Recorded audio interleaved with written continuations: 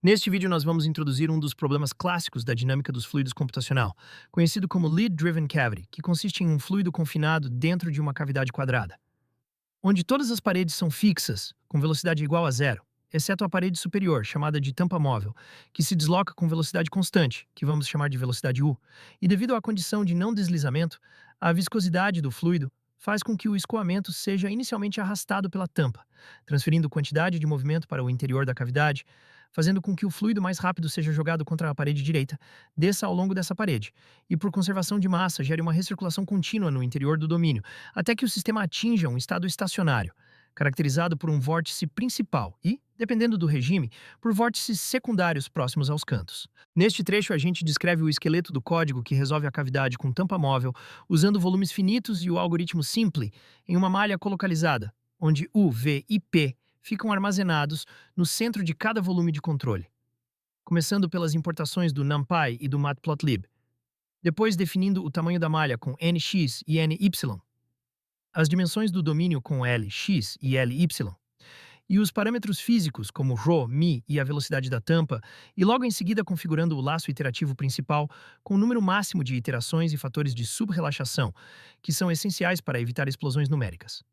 Depois o código constrói a malha com dx e dy e cria as matrizes de U, V e P com células fantasma, as chamadas ghost cells, para impor condições de contorno de forma simples, e junto com isso cria os coeficientes du e dv, que vão servir mais tarde para ligar a correção de pressão à correção de velocidade no simple. Na parte de condições de contorno, a ideia é impor não deslizamento nas paredes, então U e V iguais a zero. E na tampa superior, impor U igual à velocidade da tampa e V igual a zero.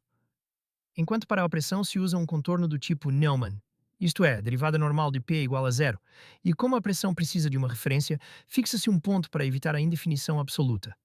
Em seguida entra a interpolação mais ingênua possível nas faces, onde o valor em uma face é a média simples entre as duas células vizinhas. E é justamente essa escolha, em malha colocalizada, que mais tarde abre a porta para o padrão espúrio de tabuleiro de xadrez na pressão. Daí o loop principal do Simple começa resolvendo essa equação de momento para U e para V com um esquema do tipo Patancar, combinando difusão com convecção por upwind, e incluindo o termo de gradiente de pressão, que aparece como diferença de P entre faces, né? E o resultado são velocidades previstas, que a gente pode chamar de U estrela e V estrela, já com subrelaxação aplicada. Depois disso, o código monta e resolve a equação da correção de pressão, o P', usando como fonte o desequilíbrio de massa em cada volume de controle, que é calculado a partir dos fluxos de massa nas faces, do tipo ρ vezes velocidade na face vezes área da face, e novamente usando média simples para estimar essas velocidades nas faces. Na sequência, com o P' calculado, o código corrige a pressão e corrige as velocidades com expressões do tipo U recebe U mais du, vezes P' a oeste menos P' a leste. E V recebe V mais dV vezes P' ao sul menos P' ao norte, reaplicando as condições de contorno para manter a tampa e as paredes consistentes. E então calcula um resíduo de continuidade, baseado no maior valor absoluto do desequilíbrio de massa, para monitorar se o acoplamento pressão-velocidade está convergindo. Por fim, o código gera visualizações, como o mapa de P, o módulo da velocidade e um campo de setas do escoamento, além do gráfico do histórico do resíduo. E é exatamente nesse ponto que fica claro por que uma implementação colocalizada com interpolação ingênua pode parecer funcionar, mas carrega uma instabilidade escondida que vai motivar as correções mais robustas que vêm depois. Agora a gente compara o que acontece quando roda a cavidade com tampa móvel, começando com Reynolds igual a 1, onde o escoamento é bem dominado por difusão viscosa, ou seja, a viscosidade espalha os gradientes e amortece perturbações. Então, mesmo usando a malha colocalizada com interpolação ingênua nas faces, a pressão até começa a dar sinais do padrão em tabuleiro de xadrez, principalmente nos cantos superiores, mas o campo de velocidade ainda parece relativamente comportado porque a difusão está segurando a instabilidade. Já quando aumentamos para Reynolds igual a 10, a convecção fica mais relevante, a difusão perde força relativa, e aí o defeito numérico aparece sem disfarce. A pressão vira um tabuleiro de xadrez completo, alternando alto e baixo de célula em célula, e o campo de velocidade fica totalmente inconsistente com a física, com magnitudes e direções que não formam uma recirculação coerente. E o motivo disso, visualmente, é que numa malha colocalizada, a gente calcula o gradiente de pressão nas faces, usando apenas valores vizinhos. Então, se a pressão alterna alto, baixo, a diferença P a leste menos P a oeste pode dar o mesmo resultado em várias células. E pior, existem padrões em que o gradiente discreto vira quase zero mesmo com uma pressão absurda no centro. Ou seja, o termo de pressão não enxerga essa oscilação e não consegue corrigi-la. A continuidade também fica satisfeita de forma artificial porque os fluxos nas faces são obtidos por média simples. E assim surge esse modo espúrio, desacoplado em que P oscila como xadrez, sem gerar uma resposta física correspondente em U e V. Exatamente o tipo de patologia numérica que depois a gente precisa atacar com um acoplamento pressão-velocidade mais robusto. Agora a gente muda da malha colocalizada para a malha staggered bem rápido. A pressão P continua no centro da célula, mas a velocidade U vai para as faces verticais e a velocidade V vai para as faces horizontais. O que resolve o problema principal, porque o fluxo de massa passa a usar a velocidade exatamente na face, sem depender de média simples. A primeira diferença no código é estrutural. P continua no centro com ghost cells, mas U e V passam a ter tamanhos diferentes porque agora vivem nas faces. As condições de contorno ficam mais diretas, impondo as condições diretamente nos nós do contorno. Nas equações de momento, a mudança é que U e V não são resolvidos no centro. Então, o gradiente de pressão entra naturalmente através dos próprios nós. No termo convectivo ainda aparecem médias, mas só para interpolar a componente transversal no ponto certo. O ganho principal aparece na continuidade e no P'. Agora, o desequilíbrio de massa B é calculado com fluxos que usam diretamente U e V nas faces do volume de controle, sem aquelas funções de média de face. Por fim, a correção atualiza P no centro e corrige U e V exatamente nas faces internas. Com a malha staggered, os resultados ficam consistentes em toda a faixa. Para Reynolds igual a 1 e Reynolds igual a 10. O escoamento é mais difusivo, e o vórtice principal aparece suave e estável. Para Reynolds igual a 100 surgem gradientes mais fortes perto da tampa e começam recirculações secundárias nos cantos.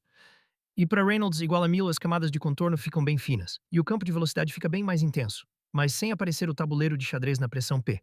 E o esqueminha explica exatamente o porquê. Como a velocidade U está na face entre duas pressões, P de um lado e P do outro, o gradiente de pressão naquela face é calculado diretamente como gradiente de P, igual a P da direita menos P da esquerda dividido por dx. Então, se P à esquerda é 100 e P à direita é zero, o gradiente dá menos 100, ou seja, uma força grande é detectada exatamente onde o fluxo atravessa, e a velocidade na face corrige imediatamente. Ao contrário do caso colocalizado em que certas oscilações de P escapavam do operador discreto e não acoplavam direito com U e V. No collocated ingênuo, a velocidade na face é só a média simples dos dois valores no centro. Então o fluxo pode ignorar oscilações de pressão. No Riccial, você ainda calcula essa média, mas transforma a face em uma velocidade corrigida. Soma um termo ligado ao gradiente de P interpolado e subtrai um termo proporcional ao salto de P na face, multiplicado por um coeficiente D. Na prática, isso força o fluxo de massa na face a responder ao gradiente de pressão e elimina o modo espúrio alto-baixo do tabuleiro de xadrez. O mesmo raciocínio vale para V nas faces norte e sul, usando dV. E está ok reaproveitar oeste e sul a partir do vizinho, tipo U oeste igual a U leste do vizinho e V sul igual a V norte do vizinho, para manter simetria. Só valide a escala, garantindo que os fatores de dx e dy estejam no gradiente, ou então embutidos em du e dv. A ideia do Riccial é corrigir exatamente o que a interpolação linear ingênua perde na malha colocalizada. Imagine dois nós, um nó e compressão P igual a 100 e o nó e mais um compressão P igual a zero, e a face F no meio. Se eu calcular a velocidade na face só por média, eu faço U face igual a U esquerda mais U direita dividido por 2. E posso acabar com U face igual a zero, como se não existisse força nenhuma empurrando o fluido. Ou seja, o gradiente de pressão fica invisível para o fluxo e aí nasce o desacoplamento que permite o tabuleiro de xadrez. O Riccial resolve isso definindo a velocidade na face como a média das velocidades, mais uma correção baseada na pressão, do tipo UF igual a média de U, menos D vezes colchete gradiente de P na face, menos média do gradiente de P, onde gradiente de P na face é o salto real de P da direita, menos P da esquerda, dividido por dx, e a média do gradiente é o que o esquema viria se ficasse só nos valores do centro. Então essa diferença dentro do colchete é justamente a parte da física que estava sendo perdida. Na prática, quando existe um salto grande de P entre I e I mais 1, o termo de correção ativa uma correção de pressão na face e empurra o fluxo na direção certa, fazendo o F final responder ao gradiente real. E com isso, o método recupera o acoplamento pressão-velocidade sem precisar mover U e V para uma malha staggered. Analisando o gráfico de convergência com Reynolds igual a 1, o gráfico mostra o resíduo de continuidade que mede o quão bem a conservação de massa está sendo respeitada em cada iteração. No gráfico de implementação ingênua, observamos que a convergência é mais lenta e possui alto erro residual. A ocorrência de pressões em xadrez faz com que o sistema enxergue gradientes de pressão nulos, resultando em uma fraca conexão entre os campos de pressão e velocidade, e o resíduo estaciona em um patamar elevado. No caso staggered, convergência suave e superior à colocalizada. Resolve naturalmente o problema do xadrez de pressão, garantindo um acoplamento forte entre velocidade e pressão. O resíduo Schwann cai de forma consistente. A oscilação inicial, perto da iteração 100, é normal, enquanto o campo de pressão global se ajusta às condições de contorno de Reynolds baixo. Método de Hui-Chow acelerado por GPU. É o mais eficiente neste cenário.